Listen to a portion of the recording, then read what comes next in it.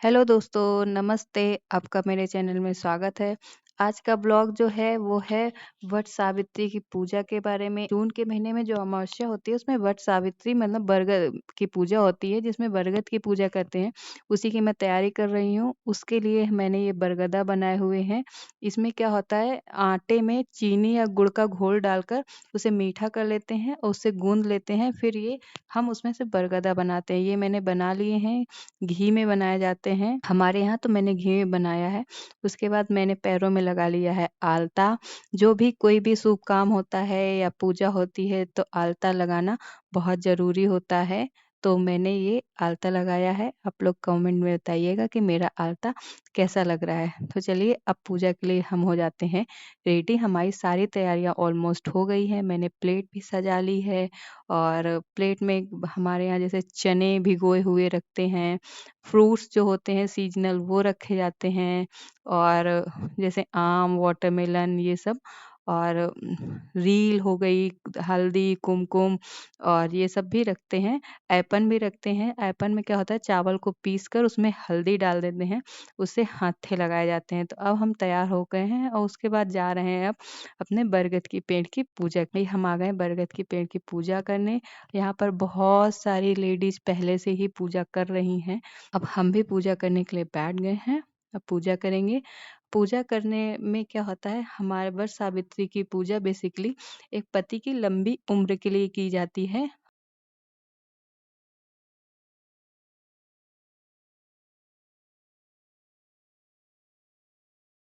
ये मैंने ऐपन बनाया था, जिसमें चावल का मतलब भिगो दिए थे उसको पीस के और उसमें हल्दी डाल के। इससे 7 हत्थे जो है इसमें हम बरगद के पेड़ पे लगा देंगे और उसमें हम सिंदूर भी लगा देंगे। अब हमारे पास रील है, कुछ लोग रेड, येलो, वाइट इस तरीके से रील से जो है घूमते हुए 7 फेरे लेते हैं और उसको 7 बार बरगद के पेड़ पर लपेटते हैं। और हर फेरे के बाद एक जो है चना बरगद के पेड़ में चढ़ा देते हैं, जिससे कि 7 फेरे पूरे कंप्लीट हो जाते हैं। इस प्रकार हमारे 7 फेरे जो है कंप्लीट होने वाले हैं। और बहुत सारी लेडीज यहाँ पे पहले से आई हुई थी तो उनकी पूजा खत्म हो गई है। तो बीच बीच में वो जो है सुहाग देते हैं, जैसे सिंदूर लगाती हैं सारी लेडीज एक दूसरे के माथे पे, मांग भरते हैं। तो ये जैसे बीच बीच में जिनकी पूजा खत्म हो गई है वो सिंदूर मतलब माथे पे लगा रही हैं। हमारे भी फेरे ऑलमोस्ट कंप्लीट होने वाले हैं। तो ये हमारे फेरे हो गए हैं कंप्लीट। और इसके बाद हम जो है क्या है, कथा सुनेंगे, जो है वट सावित्री की जो कथा होती है। तो चलिए अब हम कथा सुनते हैं। तो मैं आपको कथा सुनाती हूँ कि वट सावित्री में कौन सी कथा सुनाई जाती है। इसमें सत्यवान और सावित्री की कथा सुनाई जाती है कि कैसे सावित्री ने अपने पति के प्राण बचाए। यही कथा इसमें सुनाई जाती है। तो भद्र देश के एक राजा थे जिनका नाम अश्वपति था।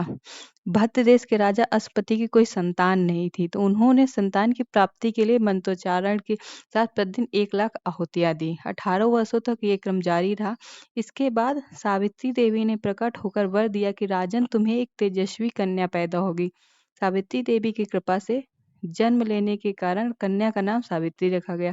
कन्या बड़ी होकर बेहद रूपवान हुई। योग्य वर न मिलने की वजह से सावित्री के पिता दुखी थे। उन्होंने कन्या को स्वयं वर तलाशने भेजा। सावित्री तपोवन में भटकने लगी। वहां साल्व देश के राजा दुत्मसेन रहते थे, क्योंकि उनका राज्य किसी ने छीन लिया था। उनके पुत्र सत्यवान को देखकर सावित्री के ने पति के रूप में उनका वरण किया। ऋषिराज नारद को जब यह बात पता चली तो वो राजा अश्वपति के पास पहुंचे और कहा कि हे राजन, यह क्या कर रहे हैं आप? सत्यवान गुणवान है, धर्मात्मा है और बलवान भी है, पर उसकी आयु बहुत छोटी है। वो अल्पायु है। 1 वर्ष के बाद ही उसकी मृत्यु हो जाएगी। ऋषि नारद की बात सुनकर राजा अश्वपति घोर चिंता में डूब गए। सावित्री ने उनसे कारण पूछा तो राजा ने कहा, पुत्री, तुमने जिस राजकुमार को अपने वर के रूप में चुना है वह अल्पायु है, तुम्हें किसी और को अपना जीवन साथी बनाना चाहिए।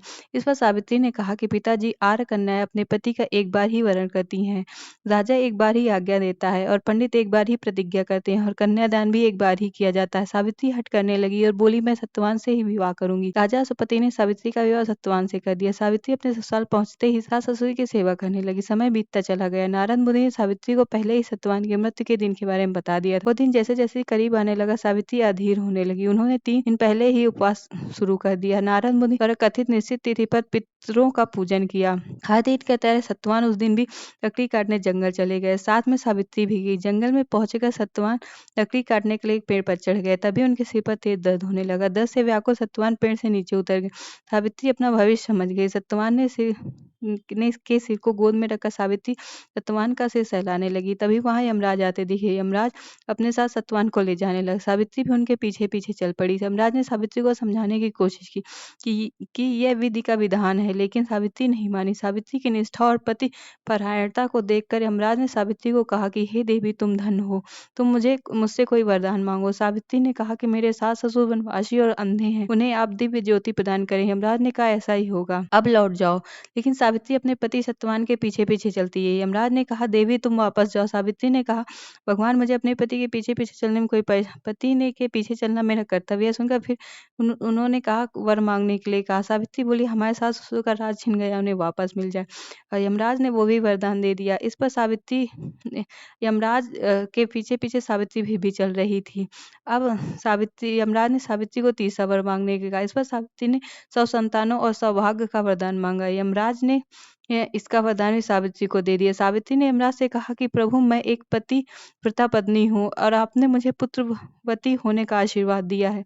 यह सुनकर यमराज को सत्यवान के प्राण छोड़ने पड़े। यमराज अंत ध्यान हो गए और सावित्री उसी वट वृक्ष के पास आ गई जहाँ उनके पति का मृत शरीर पड़ा था। सत्यवान जीवंत हो गए और दोनों खुशी खुशी अपने राज्य की ओर चल पड़े। दोनों जब घर पहुंचे तो देखा माता पिता को दिव्य ज्योति प्राप्त हो गई है। इस प्रकार सावित्री सत्यवान चिरकाल तक राज्य सुख भोगते रहे। अतः पतिव्रता सावित्री के अनुरूप ही प्रथम अपने सास ससुर का उचित पूजन करने के साथ ही अन्य विधियों का प्रारंभ करें। वट तो ये है जो है वट सावित्री की कथा। और इस कथा के साथ ही ये पूजन समाप्त होता है। उसके बाद पूजन के बाद सारी जो लेडीज होती हैं जिसके साथ हम पूजा करने आते हैं उनको जो है हम सिंदूर लगाते हैं। तो इस व्लॉग में इतना ही।